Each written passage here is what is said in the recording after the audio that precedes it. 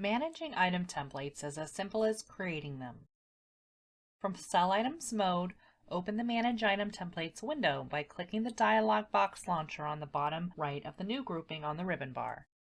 To duplicate an item template, select the template and then click Duplicate. You will be asked to change the name and click OK. To edit an existing template, select it in the window and click Edit. Make whatever changes you want to, and then click Save and Exit. If you only need to change the name, click Rename on the Manage Item Templates window. To delete an item template, select the template you want to get rid of and click Delete. You will get a pop-up asking if you are sure you want to delete the selected template. Click Yes.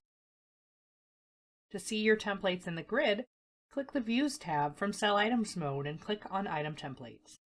All of your templates are displayed in the grid. Here you can edit them one at a time or in bulk. Select multiple templates, right-click, edit, and batch change items. We have another video that goes over batch changing items in more detail.